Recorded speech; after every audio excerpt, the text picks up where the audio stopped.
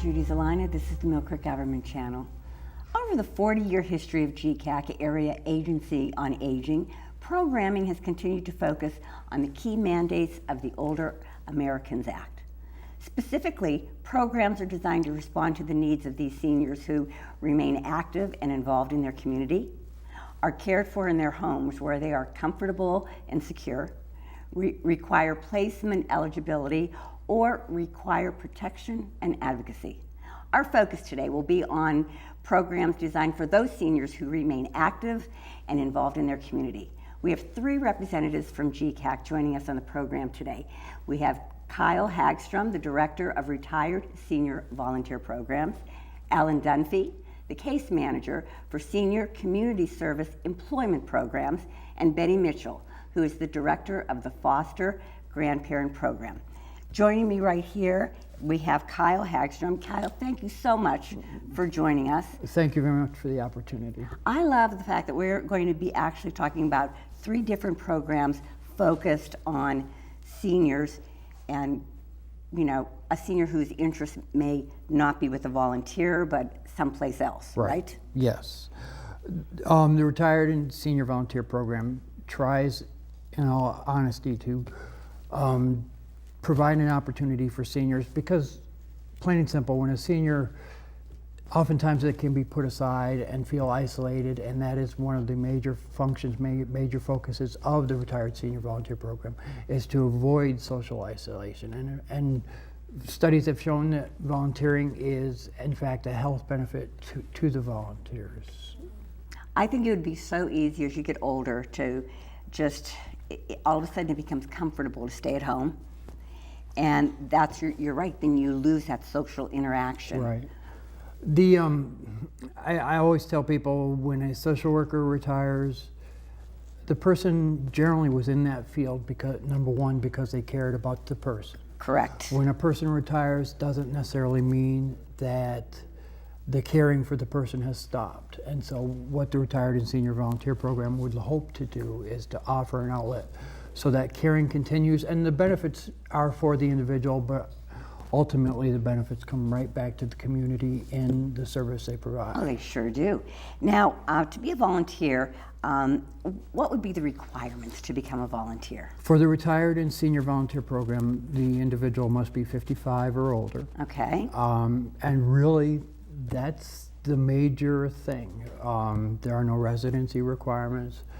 And primarily my goal is to fit the person with the interest or activity that they might have.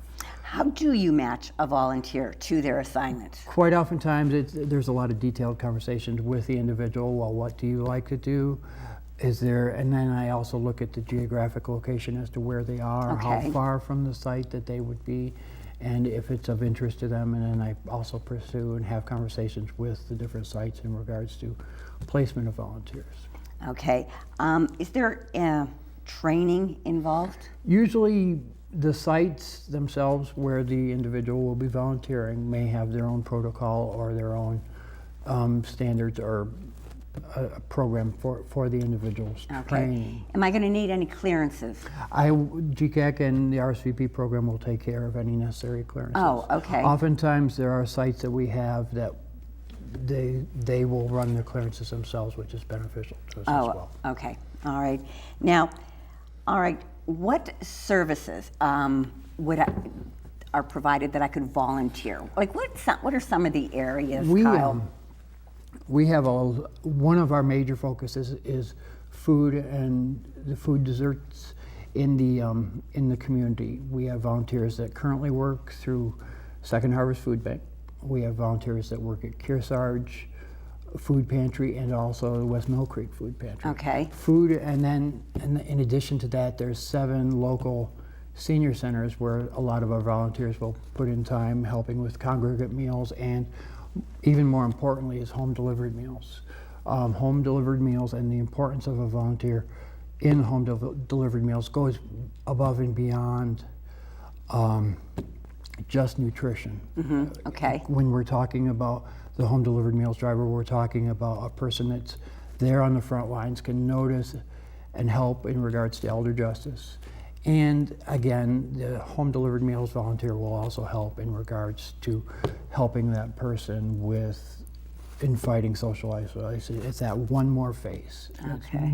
It's as much that as it is about nutrition. Plus, like you said, if there's some sort of problems Right. at the home, they're almost like an intervention type of thing. They're seeing this and They're they can there. report. They're there every day, and they see it, Okay. and that's important. Right. And if they see something different, they'll say, "Oh, Yeah, something's something wrong might- with Mr. right. Smith." If a home delivered meals driver, for example, sees mail building up, seems maybe some unwanted people hanging around or different things, they're able to report that, and we can proceed from that report.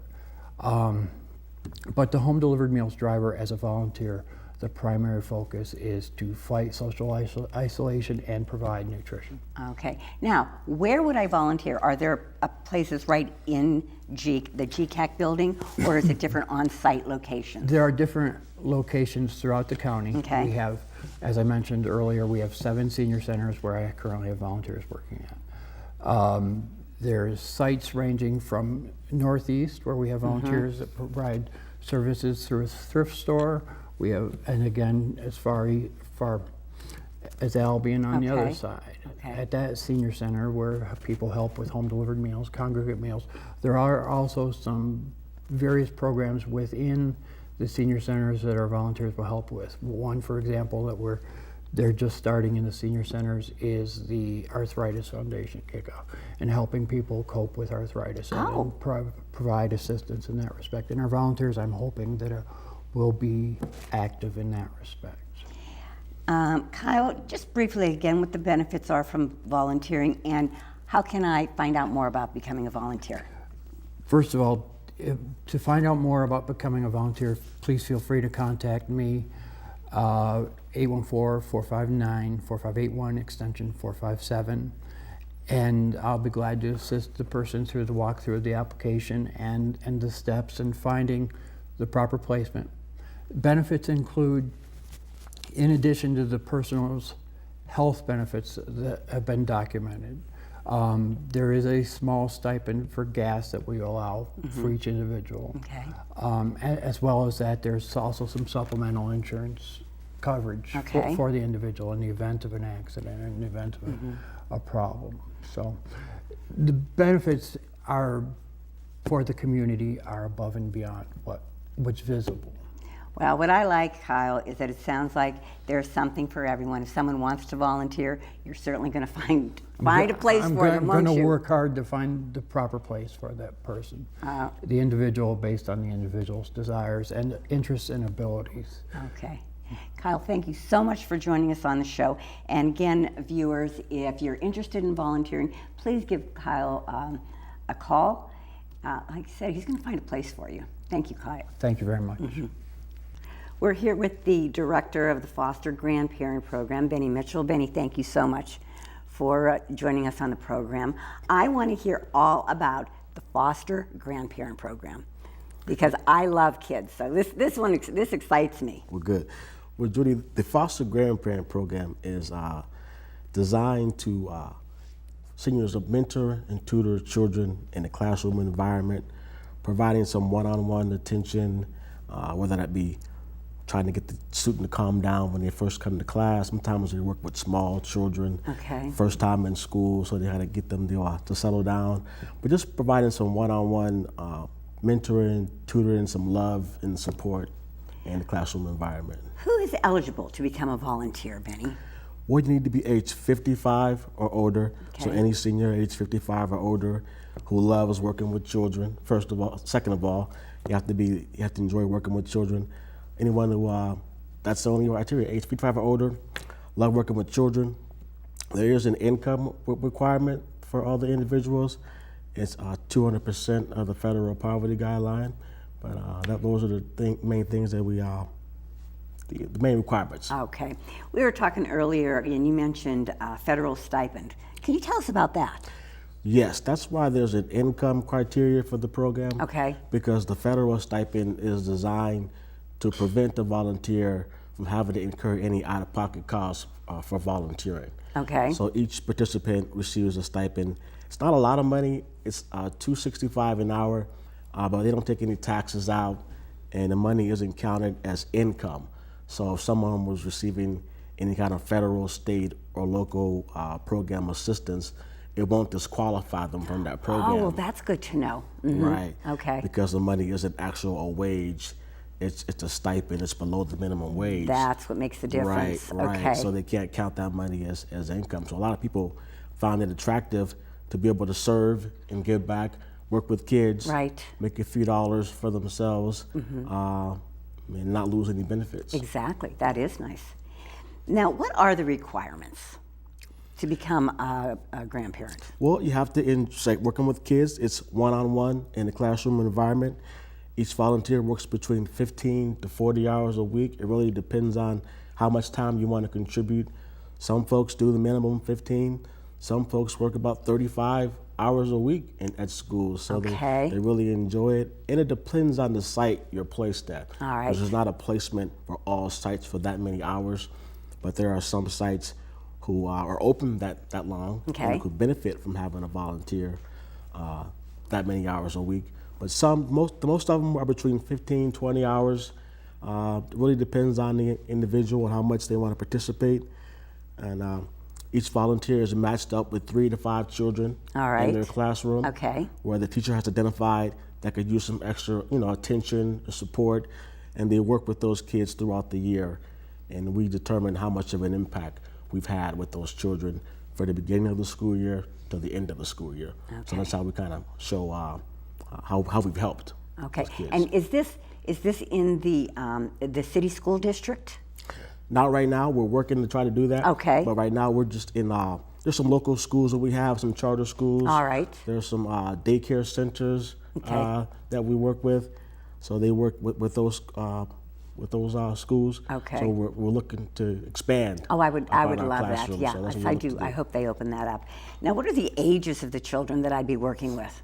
Well, it goes from preschool, like kids that are maybe like Head Start age, Okay. all the way up to high school. We have some students that are in high school where our volunteers work with, providing that one-on-one tutoring or mentoring, and just showing them some support and praise for when they do well. and- Right. And when they're working in class. It's important that we praise the kids and let them know that that they can do it. You That know what I is mean? so important, Just isn't providing it? them some encouragement. Right. Yes. I mean, you got these formative years, and to have that encouragement, you never know. Right. You know how that could what corner you can make them turn at that point. Right. They Yes. really get excited, especially when they have their graduations Right. every year with the preschool kids, and the volunteers.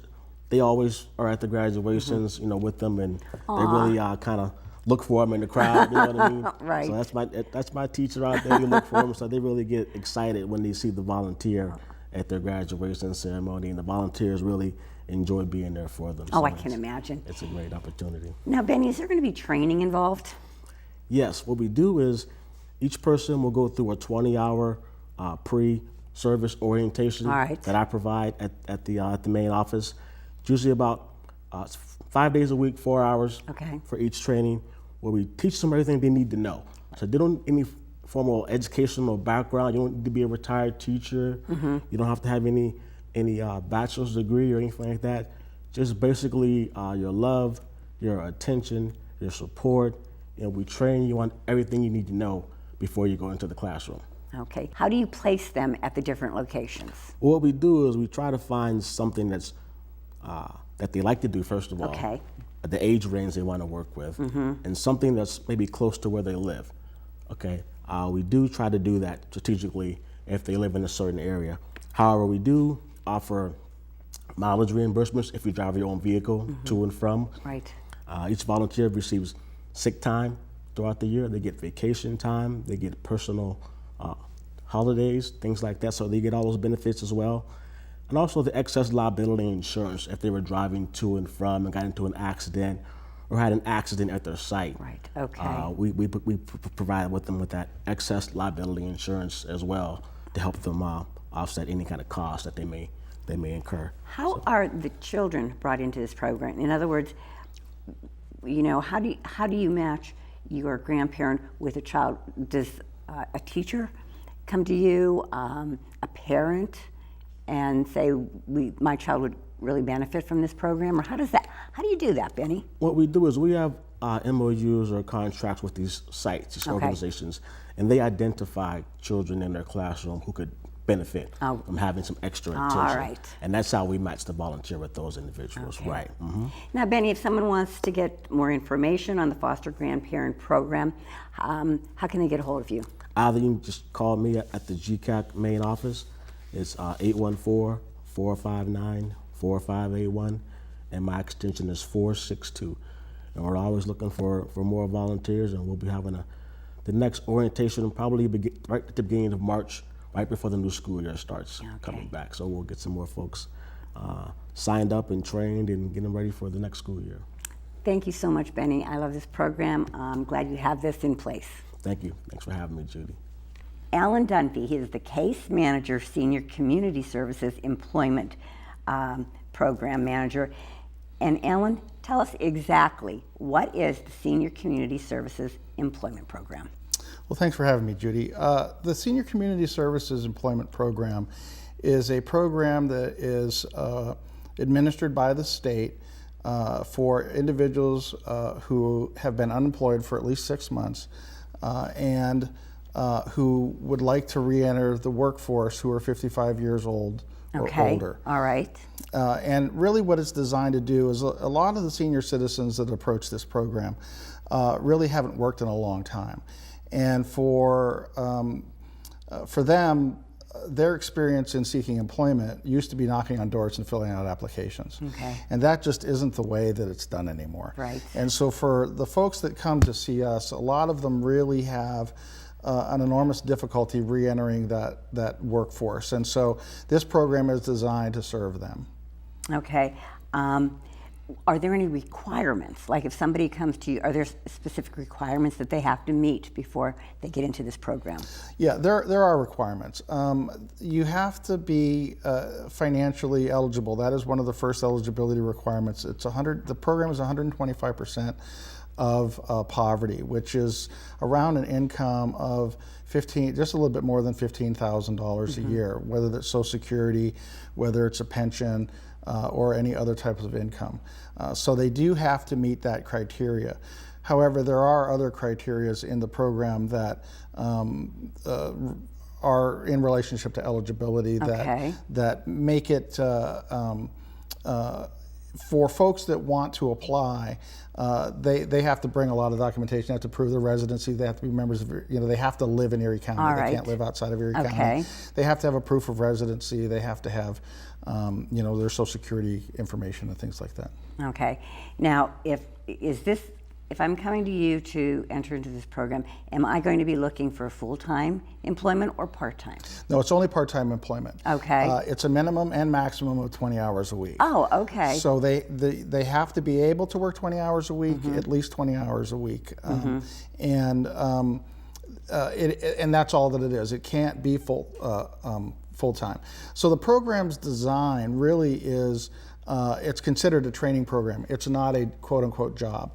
It's taking an individual for a lot of folks, they haven't worked in sometimes 10 years. All right. So the routine of getting up and going to work, meeting a schedule, being able to perform tasks are things that we want to get people back into the routine of doing. So it's considered a training program. We do computer training, we do all types of other training that helps them get back to a position of being able to be reemployed in an unsubsidized job, because this job is subsidized by the state. Okay, so, I guess I misunderstood, because I thought, or do you, after they go through the training, help them get placed in employment with different businesses or organizations? Well, the way that it works is we only work with nonprofits as part of the training program. Okay. So they're at a local nonprofit, learning new skills and new tasks to be able to be employable. And then we work with them to help them fill out applications, to know where to go interview, to assist them in interview prep, to help them with their resume.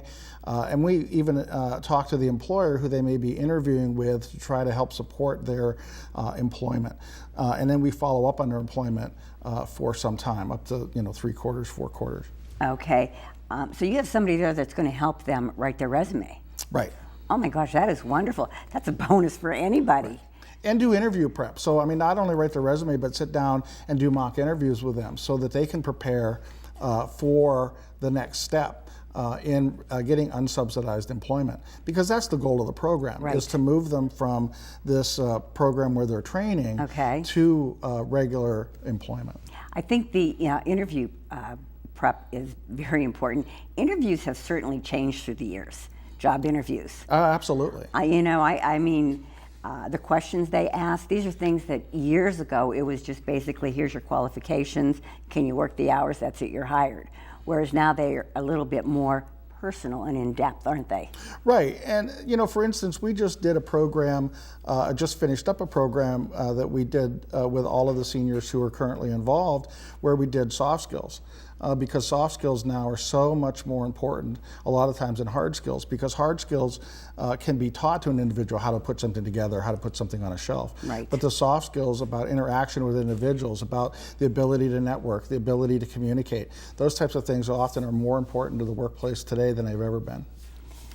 You talked, I just want to touch base before I forget, you talked about checking up on them or a follow-up once they're placed in employment, right? Right. Do you do a follow-up? Once they find a job, wherever that may be, we continue to follow up with them to make sure that they maintain that employment, that they have what they need to continue to maintain that employment, and help remove barriers and obstacles. Okay.